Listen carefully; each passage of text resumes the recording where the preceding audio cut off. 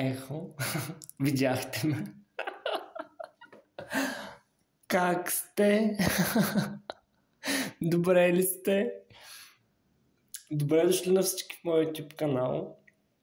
Радвам се, че отново ще бъдем заедно. Разбира се, не през призмата на огледалото, през таро-призмата, може би. Аз искам да ви кажа, че направо забравих какво е да се прави клип. След това Таро карти, че не публикува едно видео тая седмица, не го коментираме. Но и аз някакси много изгубих тренинг и си викам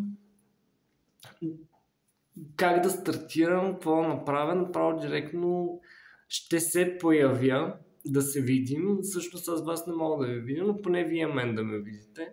Така мога само да ви усетя. Както виждате и по заглавието, на две части ще направим тази тема, тъй като имаше немалко коментари, съответно немалко желаящи въпроси. Степенувах ги по логика, не кой как е писал и как ги е задал. Така че да си знаете, днес ще разгледаме само една малка част от тях, да не става много, така да не сме много многословни и досадни. Много се радвам, че отново ще бъдем заедно и така ще прекараме едно време. Искам да ви благодаря на всеки един за коментарите, за харесванията, за това, че сте абонати. Даже това, ако щете, го оставете едно на ръка, така някъде на заден план. Най-искрено искам да си изкажа освен благодарността и някак вътрешното чувство, да ви го извадя, да ви го излея, да ви го покажа като един рицар чаши. Тъй като това наистина за мен много означава, особено в последните видеа. Много от вас си позволиха така да разкрият, да признаят, да споделят много интимна част от и живота си, и преживяванията.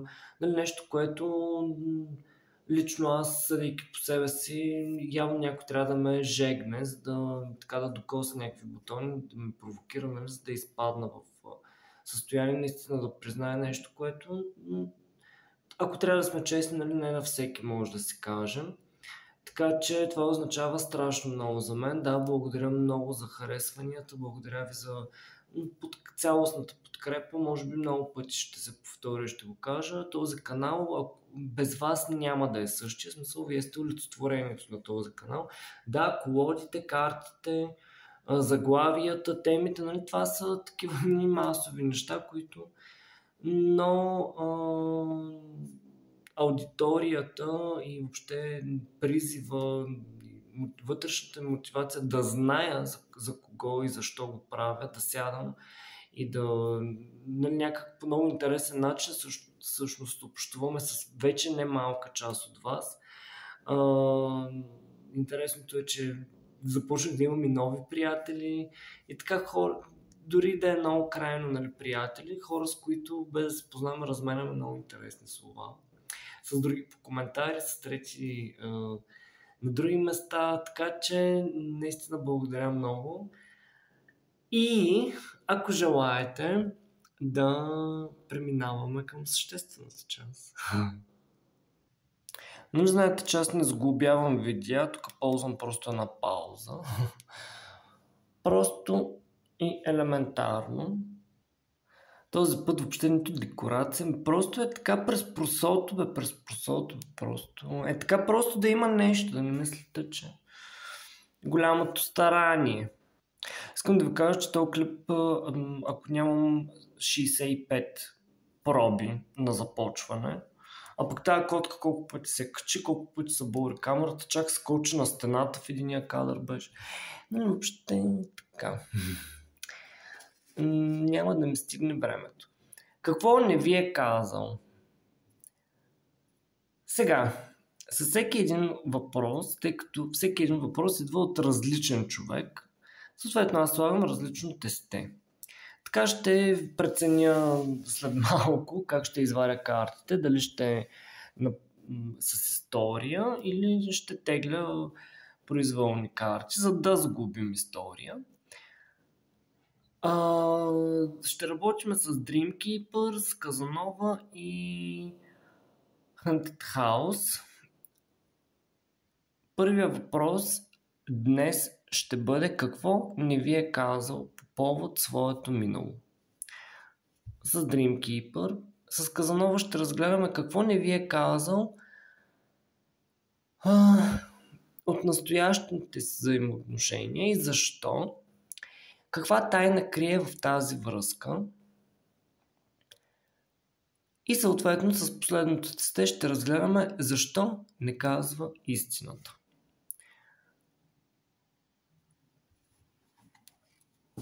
Дърпаме ги за момент.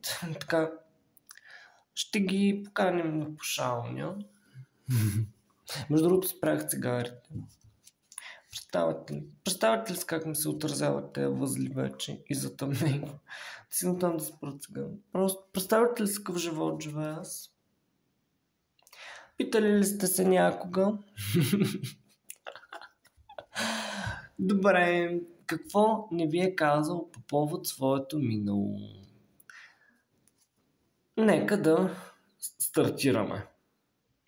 Някак много ми идва да ги тегля на произволен принцип. Нека да видим.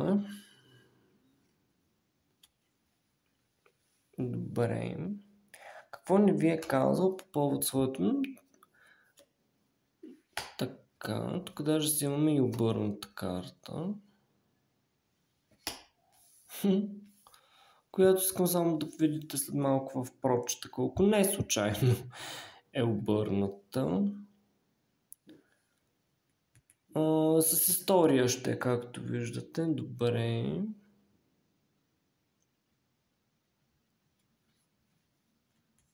Какво не ви е казал относно своето минало?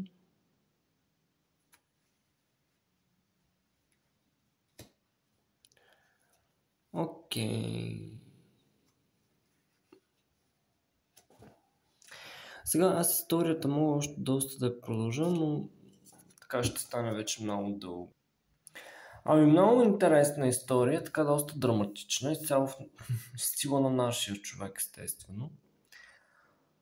Първо, аз се впечатлих от това, не работя за момента с обърнати карти, не с друго, защото достатъчно са ми интересни колодите и изображенията, нали? Ако сме с някой по-обикновен таро, да си позволим да ги позавъртиме с обратни значения, нали? Можем да го разиграем, в случая просто защото са по-нови и гланцирани, аз затова съм из покривката с чаршафа. Една от картите са се обърнали и то искам да видите само коя. Асото на чашите. Нали, така някакси, нали, знаете, ние дето си вярваме там в случайните и неслучайните неща. Нали, ето точно са на чашите обърната. Видиш ли ти? И ние пък да вземем и да я изтеглим. Така. Това, което не ви е казал относно миналото си, със сигурност тук говорим за някаква връзка и то така. При някои ще е не само една връзка, при някои ще е цяло вмешателство, но при други се разказва една малко по-тежка история. Сега, по първата карта на магиосника, нашия човек си е имал и съответно и по тройката на мечовете, абсолютно волево той се е влязъл в някакви тройни конфигурации, в някакви триъгълници. Даже в това тесте искам да погледнете как е показан магиосника. Само вижте колко... Всъщност от тази вода, ако кажем, че това е неговия емоционален свят, как се издига чрез кристали, чрез капки, някакво магиосника, той много го е желаял. и е успял да го материализира това да си има някаква странична забежка, връзка, така да си кривва, да си ходи. Това си му е много природата. Ние хиляди пъти сме го казвали. И в случая тук по магиосника той много волево въобще се замесва дали сам кани или се самопокамва в така едни по-интересни конфигурации. Сега от тези интересни конфигурации, нали, на вас ви е ясно, че не само по задание, някакси Вселената няма да му ги даде тези 10 чаша и така. Защото видиш ли, той нашия бил много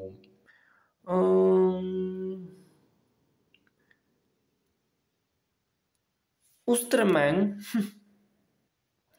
искал нещо речено сторено. Сега в едни такива тройни конфигурации ясно е, че всяка една страна някак страда, някак дали ще има огризения, дали ще чувства вина, нали, има някаква тежест, която не е никак малка и съответно тя си има и цената, и проявлението. Като болка, като незгода, ако щете само като една гузна съвест, нали, това са си немалки товари. Много му се, освен че много му се е искал по магиосника, някак си той много се е надявал, че нещата там ще се случат. Да, стартирайки може би първоначално с влюбване е било, може би е било някаква така мимолетна страст, възбуда. Нали, имало е привличането от пръв поглед, там любовта от пръв поглед, както я описват по приказките, нещо такова е станало. Нали.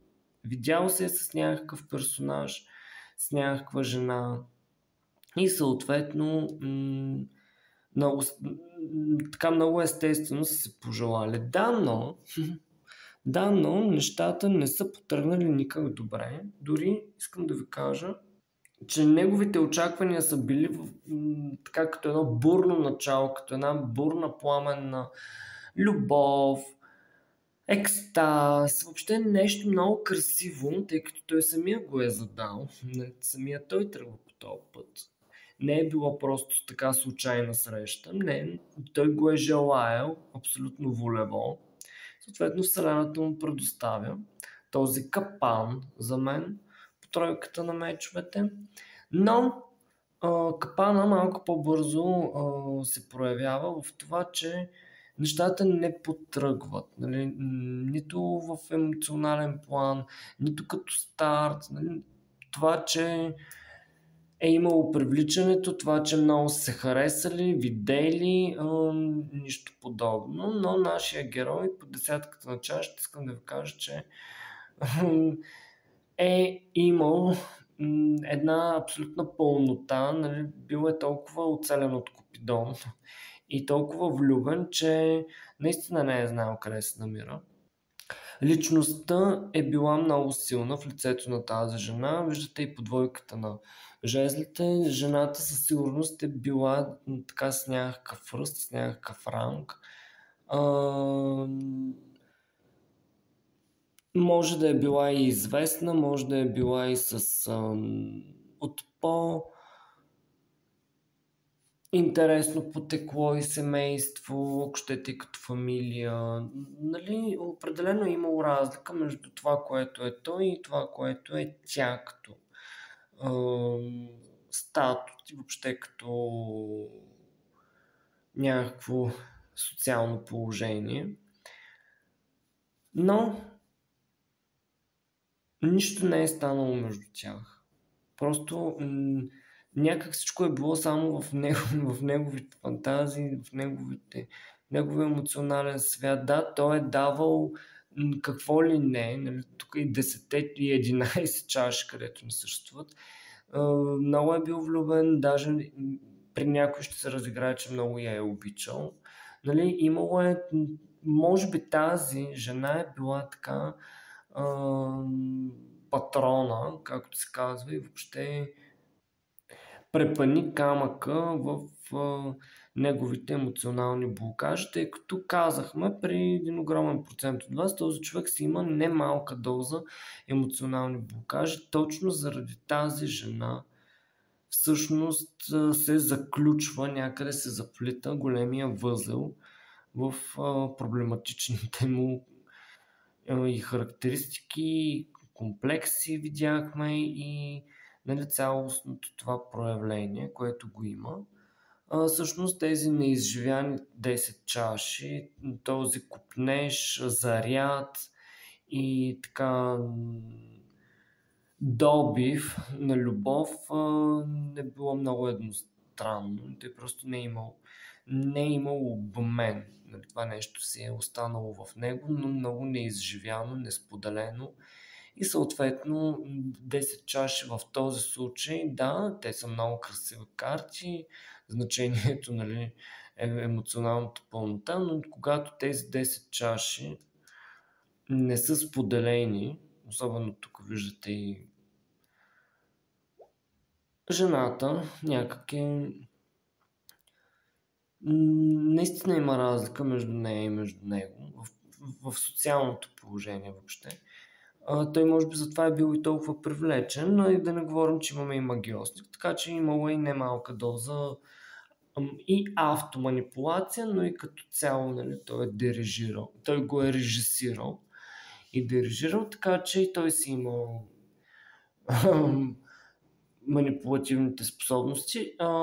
Тези десятка чаши, когато обаче не са споделени, те се превръщат в една десятка чаши на разочарованието. Тъй като, нали, хайде Таро да не го четеме, когато е в чаши само в позитивизъм, нали, някак си да обърнем значението, че тези 10 чаши, нали, виждате тук този ангел или въобще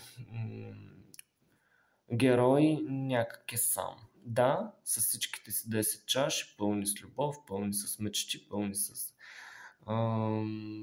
желание за споделяне, за фантазии, за истории, всякакви любовни игри, но някак се остава само с... Всичко се остава в тях. Така че всъщност тази жена е един много силен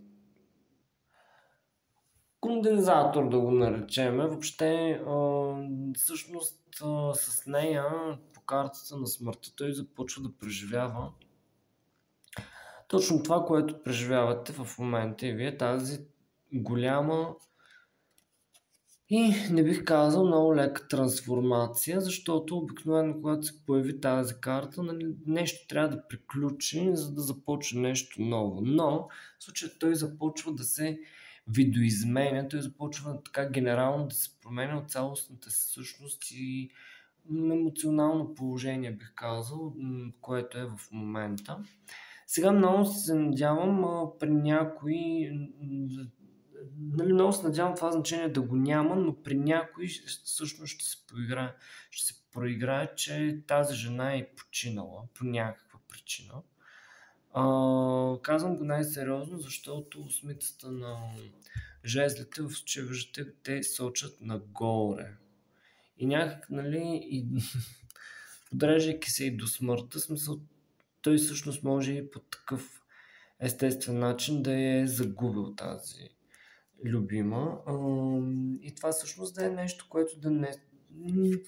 някак не отива, нали, да го сподели, ако ли не. Има някакъв така до 20%. Някой, между другото, може да ви го е споделял. Иначе той просто си започва много така тежко да се променя след тази ситуация, въобще след намесата на тази жена, защото каквото и да е, нали, каквито и избори да е правил самия той относно нея по двойката на жезлите, то се... В случая той е и с вързани ръце, нали, каквито и планове да се прави, колкото и да оглежда някак ситуацията, нали, виждате. Така че по осмицата и на жезлите, тук в края на реда, много бързо той преминава от едно положение в друго. Да, изясняват се нещата, приключват, нали, по картата на смъртта. Всъщност, освен че нищо не е излезнало, някак подадена му е ръка. Вселената не го е оставила просто така, наказвайки го. Явно е било някакво предизвикателство, явно е било някакъв кърмичен тест, но всъщност това, което ни ви е казал по повод своето минало, е свързано с много тежка любовна история, с много тежка, така много драматична. Това е било много силно влюбване за него. Човека също има защо да... Явно са си били някакви кърмични партньори. Така, жена с ранг и съответно обаче много, бих казал, висока летва, топка, тежка хапка, както искате го приемете, и някак когато си го задал по магиосника, че това ще стане, нали? И всъщност то още в самия старт се обръща, няма как и картата на смъртта да не се проиграе, нали, да не доукраси, финализирайки с осмица на жезлите, че някак приключило е. Да, може да се изяснили, тя е имала и способността да му каже как точно стоят нещата и как точно няма да стоят нещата. Но искам да ви кажа, че тук се отваря много така една съществена нишка относно и всъщност това си е и цената на тройката на мечовете, преди да прибързам да ги пребера.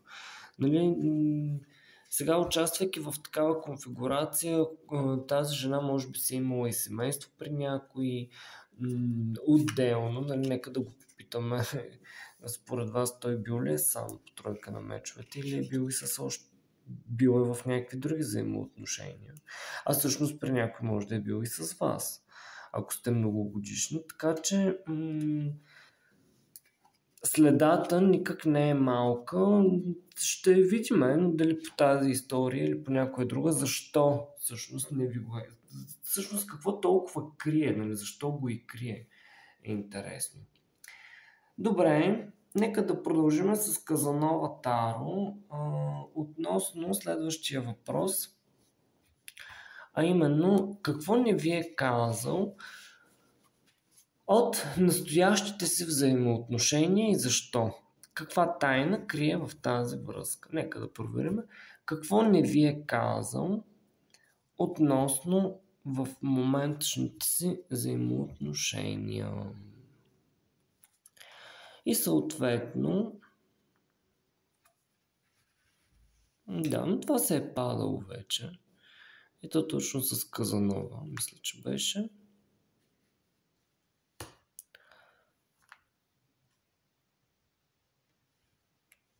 Добре. Какво не ви е казал?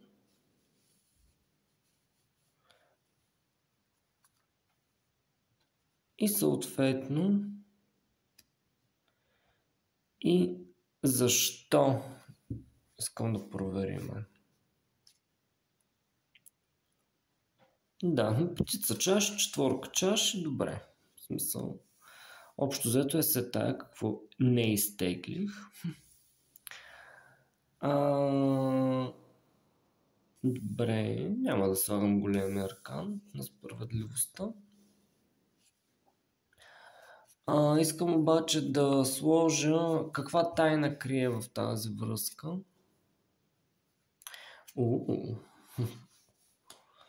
Колко да е тайна по картата на дявола. Каква тайна крие в тази връзка?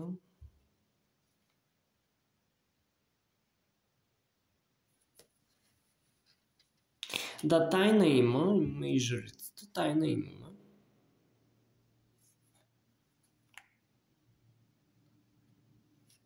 Добре. Надявам се да се вижда добре. Може би трябваше да изтегля първия ред, тъй като по него ще говорим сега. Ами тайната, която крие, е свързана точно с началото на тези взаимоотношения. между тях. Защото всичко е тръгнало някак много така глупашки, някак много прекалено освободено, прекалено авантюристично, бих казал. Карта на глупака. Какво не ви е казал? Те самите му взаимоотношения са тръгнали много е така, някак много естествено, някак направо на шега и на базик. Съответно обаче, да, виждате маската. Явно това нещо е някакъв негов нов старт в живота, чрез тази връзка, чрез тези взаимоотношения, които ги има в момента с тази жена, там с този човек. Някак те са го обнулили, самия той се е самообнулил с тях. Съответно за мен той просто е сложил една друга маска.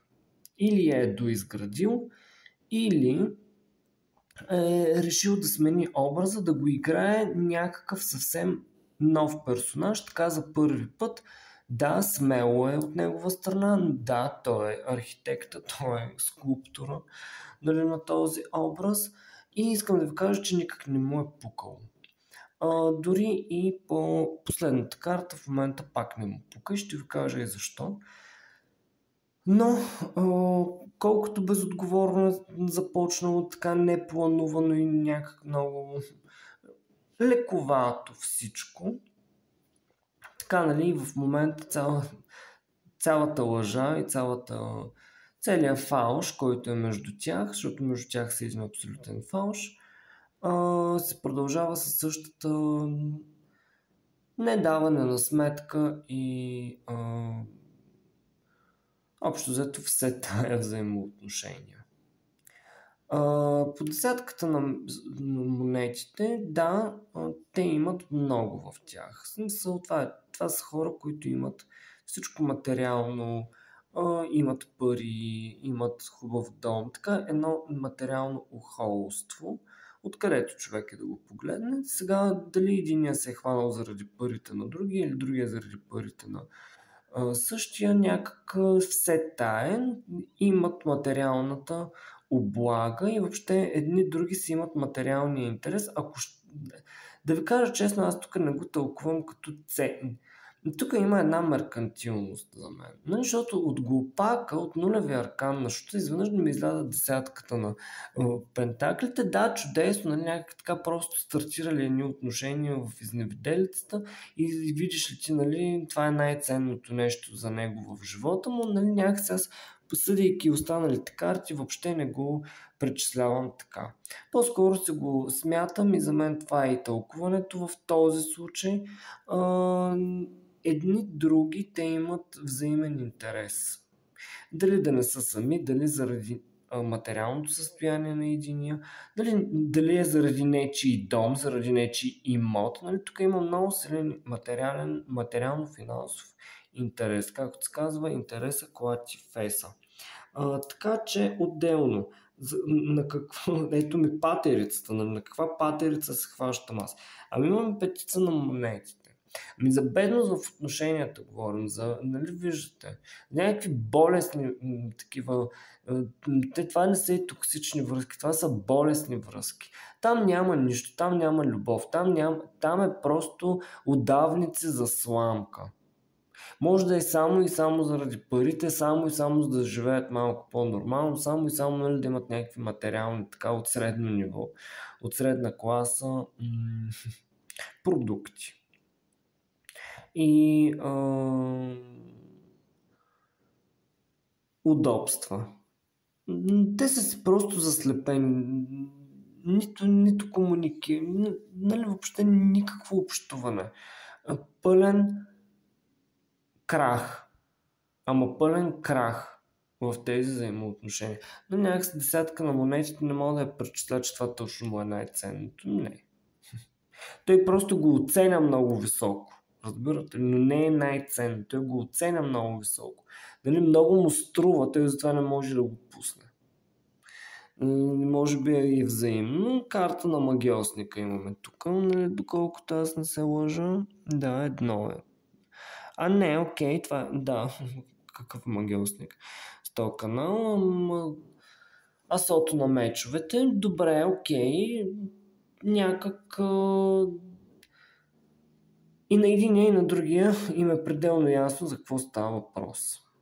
Ясно има и как могат да променят, ясно има и как могат да коригират нещата, но като цяло по асото на мечовете яснотата, едни в други си четат каква точно има идеята, някакси може би не се го споделят.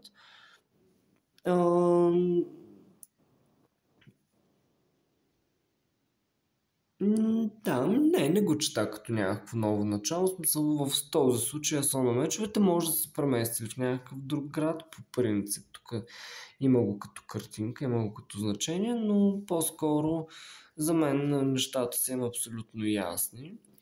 На тези двамата не ето и къде са седмица мечове лицемери.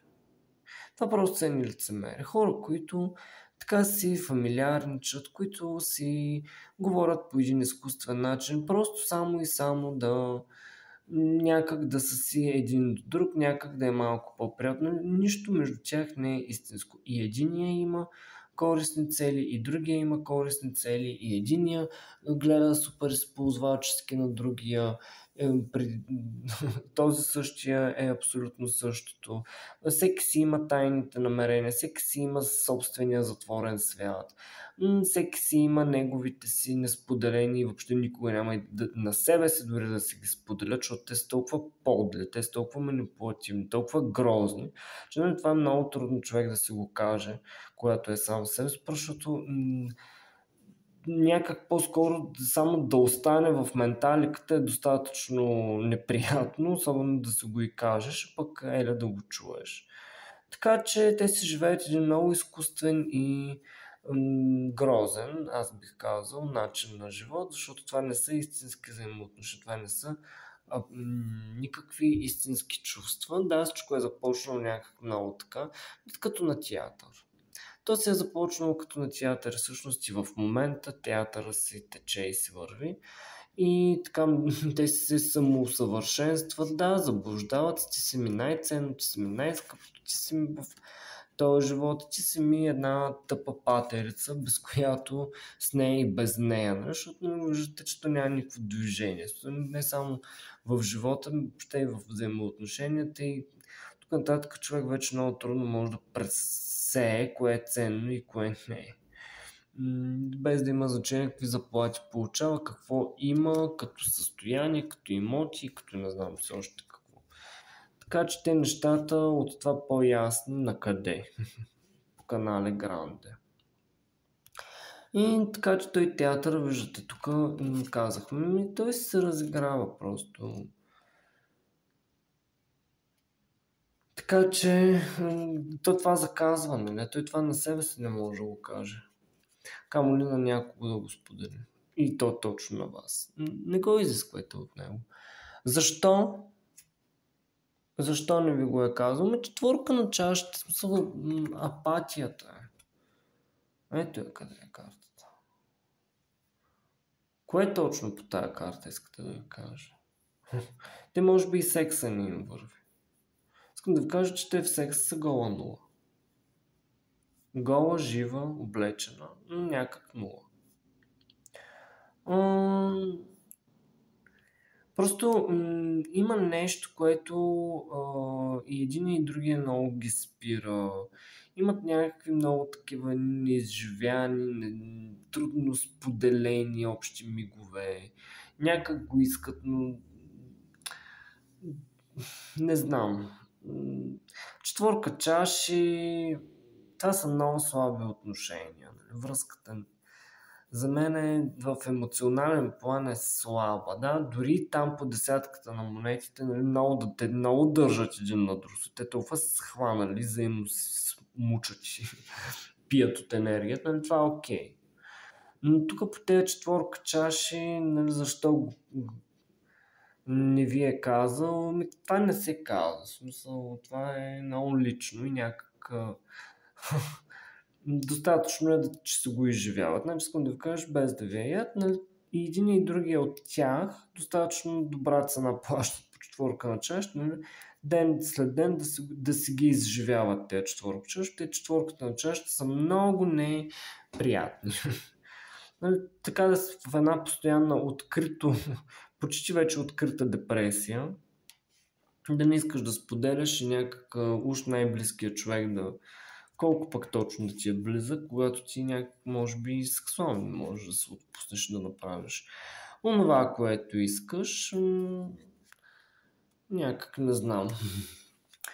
Добре, съответно, каква пък е тайната, която крие в тази връзка? Тайната, която крие в тази връзка е точно момента на разрухата. Това е връзка, която всеки момент ще се сручи, ще се срине. Да, градена е много. Факт. Само искам да я виждате. Не знам дали ще се види. Котка Агнес!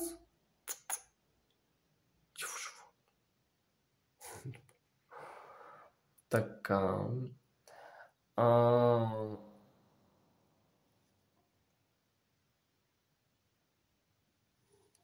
Да, градено е много, но като една часовникова кула, те още в самия фундамент, знаете кулата защо се срива, още в началото не са се сложили здравите основи, още в началото не са се изяснили. И някак с времето, когато минава, си тече едновременно и с тези неуточнения, които естествено, че в някакъв момент са довели или ще доведат до този крах. Вие питате каква тайна крие в тази връзка. Тайната е, че нещата никак не са стабилни и за съжаление при някои много спонтанно изведнъж могат някак да приключат. Сега цялото това нещо се корени дявола. Нали? Тук говорим за едни страхотни манипулативни способности и въобще проявлението на манипулацията. Много силни зависимости на цената на живот, буквално. Така че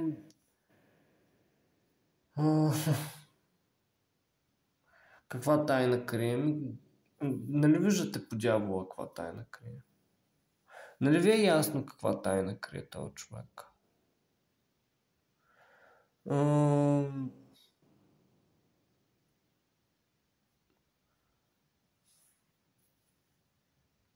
Всъщност това е дявол. Аз пак обърках. Явно ми гледа същия човек. Аз пак обърках дявола със смъртта. Защо обърквам постоянно дявола със смъртта? Какво се случва? Това е смъртта, хора. Да, ми в Казановата, вижте как е. Тъпа как ли да го изобразят? Това е смъртта. Окей. Да, 13 е смъртта, не е дявола. Добре, окей. Явно трябваше да го кажа. Това е като предния път. Между другото, предния път се получи по същия начин. Там е една октомврийска прогноза за Дева. Сега не ми пише. Сега нямам заглавие, имам оправдание. По картата на смъртта нещо ще приключи. И кулата и смъртта, нали ви е ясно? По кулата и по смъртта да тълкуваме ли? Как да не я крие тая тайна? Ама тя отново крие, тя ще излезе наяве. В един момент. Нали, просто тя ще си излезе тази невероятна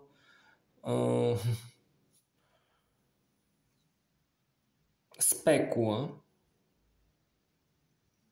Нали, тук хайде да не го тълкуваме, че говорим за... Сега може... Не знам дали не се прехвърли въпроса, казах там за някаква починала жена, смисъл... Нали, каква тайна крие в тази връзка? Да, може много спонтанно да се е случил някакъв такъв много нелеп момент. По който тук той се е изключително много така бранил от обществото, избягвал. Съответно, нали, имали са Имали са много. Имали с дом и семейство с тази жена. Но, каква тайна крие? Ами крие, че нещо между тях така много кардинално е приключило. Много кардинално се е променило. Никога повече не би било същото. Говорим за някаква така много силен крах. Въобще нали, за едно приключване. Да, може да се имали раздяла, която много генерално в последствие да ги е събрала отново и така доста да ги е променила като израстване, да кажем, но по седмицата на жезлите самият той тази връзка много я пази. Самият той това е тайна, която той много пази, защото явно е свързана много с самия него или с въобще разкритието на истината. Някак все едно никой не трябва да има достъп до тази връзка. Така че каква тайна крие в тази връзка? Ами крие и вината си. Крие и вината си. Крие активната си част. Крие неговия пръст в цялата работа.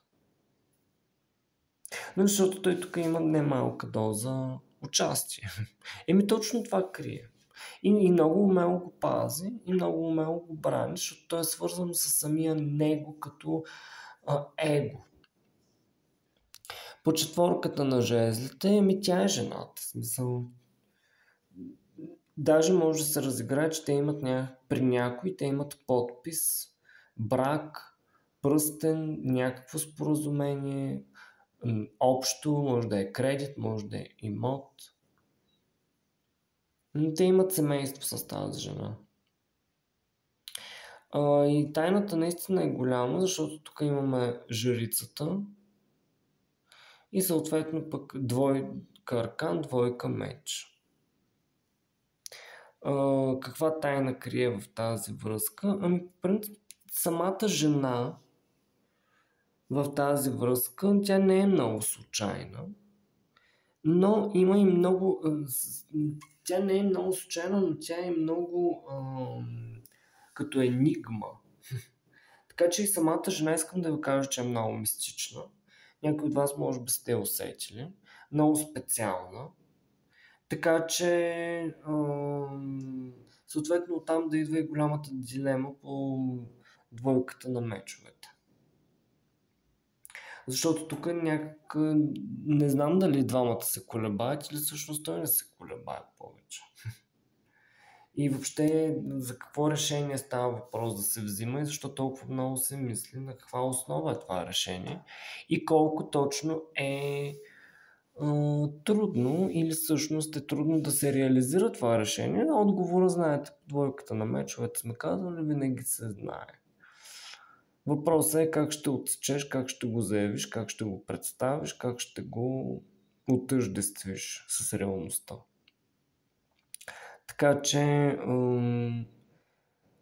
това, което крие, всъщност е едно взимане на така много интересно решение. Но определено крие... Но интересното е, че крие все негативните неща. Нали? Той не крие някаква голяма любов, той не крие нещо много красиво. Да, тук те имат подпис, но нали, някакси кулата смъртта, тежките мечове и двойки и седмици. Аз не видях една хубава карта, да се вика щастието да иска тишината и този човек просто да крие. Не, по-скоро крие някакви проблеми, крие някакви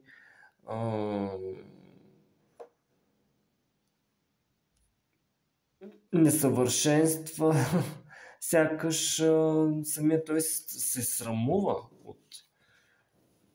в немалка доза. Нали? Това определено засяга и докосва много егото.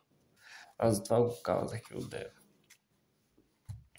Добре, нека да преминем към следващия въпрос. Защо не казва истината? Нека да го видим защо всъщност този човек не казва истината. Айде пак и тук смъртта. Виждате ли защо ползвам? Виждате ли защо ползвам аз тази Добре, ето е справедливостта, искаше да излезе. Хай да излезе. Ето ни и жрица си имаме. Чудесно. Чудесно. Защото е тайна, хора, разбирате ли? Защото всеки си има нужда от неговата тайна. Защото всеки си има неговия таен свят. Не можете да го изисквате от него. Тук няма да застана на ваша страна. Всеки си има някакъв негов личен, интимен живот, момент и преценя да го каже ли, да не го ли каже, или всъщност не сте точно вие човека, с когото да го каже. Нали, защо не казвате? На какво? На детектор на лъжата ли да се яви пред вас или тук в някаква прокуратура, така някакво съдебно производство да направи? Не го винете. Просто не го винете. Това нещо си му доставя удоволствие. Нали виждате? Това нещо си му доставя удоволствие. Защо не казва истината? Няма да я каже, защото така е решил.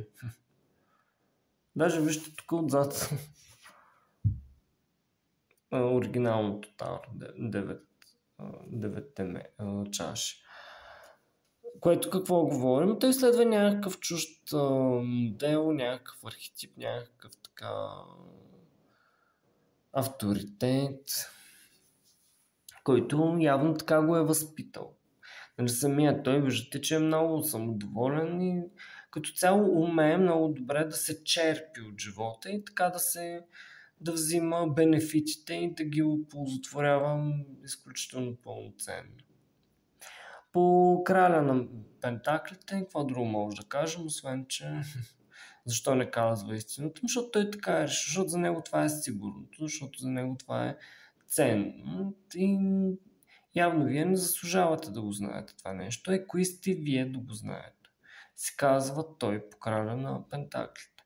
Краля на пентаклите е човека, от който излизат парите, който заработва най-добре, който е изключително сигурен, който е изключително така уверен и някак надежден. Да, при някой може би ви е работодател. Смисъл, не може да се представите, че шефа ви няма да тръгне да ви казва тези неща. При някой е така много основен ресурс на пари, така че не ви го дължи. Смисъл, той преценя кое е ценно. Той много добре може да прецени кое е ценно и кое не е ценно, да ви го кажа. Това е нещо, което някак няма да го кажа.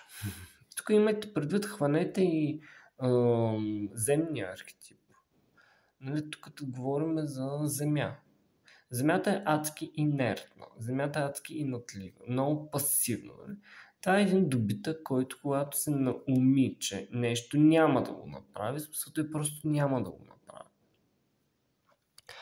Картата на смъртта вече не знае как да я тълкувам. Се изморих от картата на смъртта. Не го казва, защото това така иначе е преминало. Това не може да се върне, което се е случило там. И някак се много е погребал. В смисъл, аз буквално така го читам. Така че каквато и да е истината, тя е някъде завинаги потулена. Образно казано. Затова не я казва. Само за него тя вече не съществува тази истина. Тук си имаме и крал на мечовете. Той ги определя правилата. Смисъл. Така е преценил, така е решил. Няма да я каже истината. Нали? Краля на мечовете, колкото и директен и открит, честен да може да бъде. Вижте го това. Кот Агнес. Кот Агнес. Смешно.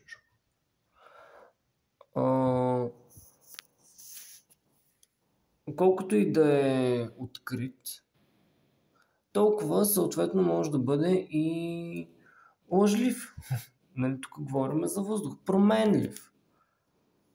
Така че той, когато е преценил, че нещо няма да го направи, въздуха пък иди го хвани. Въздуха пък иди го хвани. Абой. Никой не е поканил животно. Не е поканено животното в момента. Така че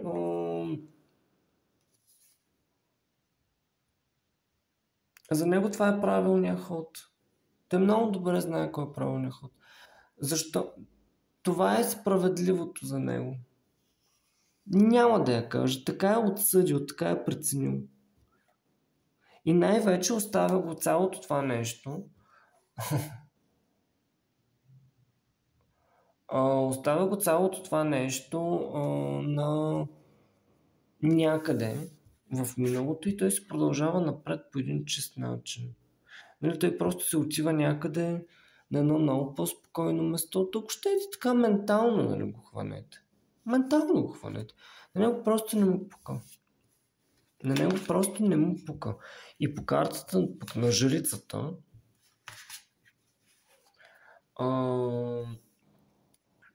по картата на жрицата за него и интуитивно, нали, някак и интуитивно му се показва, ето я, тароложката на маса.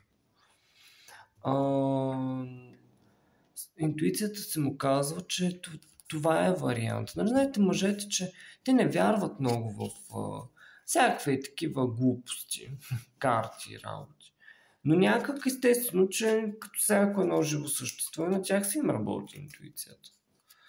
Така че те да не си слушат интуицията и най-добре пък знаят кое е правилно и кое не. За тях си имам предвид. Ами това какво е? Нали е точно висша жрица и като цяло имат и тайни, които не иска да ги кажат. И луната са тайни, но и по жрицата това са много психотайни. Така че, нали, ако щете и само, че самата жена в тези всичките взаимоотношения е една тайна жрица. Една тайна прикрита, мистична. Някак завинаги така в булото на невидимото. Все едно бял свят не е видяла тази жена. Така че, какво искате да ви кажа? При онези, за които уж не се знае. При положение, че ние се говорим за висшата жрица, ние се говорим за тайната жена. За скритите и тайни взаимоотношения с нея. Това беше за днес. Ще продължим в част 2 аз ще ви ги прочета. Какви са зависимостите, които го карат, спират и от какво се страхува, какво не ви е казал и защо, и допитва ли се до духовния си баща за статуса си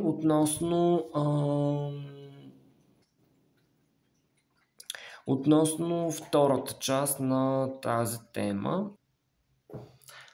Хайде за финал още една минута да се погледаме. Така че това беше, мили, за днес. Най-скоро време ще пусна и втората част, няма да е след един месец. Надявам се силно. Благодаря още веднъж за това, че останахте и като цяло така споделихме една обща енергия. Беше интересно гледане за мен, ако трябва да съм честен, но така даже с една много близка моя приятелка си говорихме, която е и тук измежду нас в канала, че много започна да се променя енергията, така усеща се колективното, усещам новите хора, които влизат. Въобще самите гледания някак аз не мога сякаш да ги контролирам. След това си гледам всяко едно видео. Нали, аз така много честен начин ви споделям, като на приятели. И сега в случая, нали, дори с това гледане, все едно съм извън, не участвам, не знам, не мога да го опиша. И в края, нали, на видеото наистина ми се струваше много, все едно не са моите те видеа, просто се сменя, явно и вие се променяте, като всяко нещо. Ето това е един модел на как всичко е живо, нищо не е статично, нищо не е фиксирано, всички се променяме. И да, и времето, съответно всички хороскопите ни са изцъкали колко пъти. по различен начин. Съответно искам да ви кажа, че този канал е някакви огледало. Самите и вие, между другото, сте огледало на мен, аз съм огледало на вас. Това също го има, замислих се тези дни, определено това е така.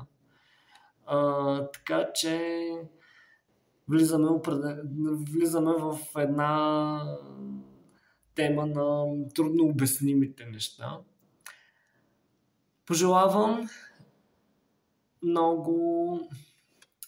едно много хубаво пълнолуние, въобще енергия и време до пълнолунието сега с лунното затъмнение. Най-скоро време ще се видиме, може и на самото пълнолуние да се включа. Ако не се включа до тогава, едни прекрасни моменти. Благодаря още веднъж, прегръщам ви най-топло всички и ви казвам чао и до нови срещи. Да, не е лошо да си... Така, когато приключвам с видео, не е лошо да натисна и стоп бутона. Добре? Ще го знам за другия път. Чао!